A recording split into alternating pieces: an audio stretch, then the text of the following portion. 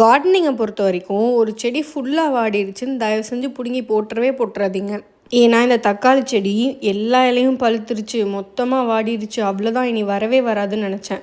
ஆனால் அது எல்லாம் பிடுங்கி விட்டதுக்கப்புறம் மேலே ஃபுல்லாக மறுபடியும் ஃபஸ்ட்லேருந்து லீவ்ஸ் வந்து மறுபடியும் காய் வைக்க ஆரம்பிச்சிருக்கு. அப்புறம் இந்த கொத்தவரங்காய் பேருக்கு ஏற்ற மாதிரி நல்லா கொத்து கொத்தாக தான் காய்க்குது. அது பார்க்கவே செமையாக இருக்குது. ஆனால் இந்த கொத்தவரங்காய் இலையில சாம்பல் அடித்த மாதிரி இருக்குது. நம்ம எதுவும் சாம்பல்லாம் போடலை, அது எப்படி வந்துச்சுன்னே தெரில. இந்த ஹார்வெஸ்ட்லாம் முடிச்சு ஒன் டே சடனாக காற்றுல பாதி கொத்தவரங்காய் செடி அப்படியே உடஞ்சிருச்சு. தக்காளி மாதிரி அதுவும் வந்துருங்கிற நம்பிக்கையில் அப்படியே வச்சுருக்கேன் ரிமூவ் பண்ணாமல்.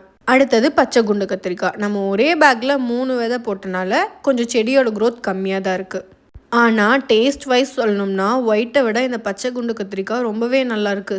அதனால் ப்ராப்பராக இனி ஒரு பேக் ரெடி பண்ணி அதில் ஒரே ஒரு சீட் போட்டு வளர்த்தணும்னு நினச்சிருக்கேன். இன்றைக்கான குட்டி ஹார்வெஸ்ட் இது தான். வீடியோ பிடிச்சிருந்தா மறக்காமல் லைக் பண்ணுங்கள்.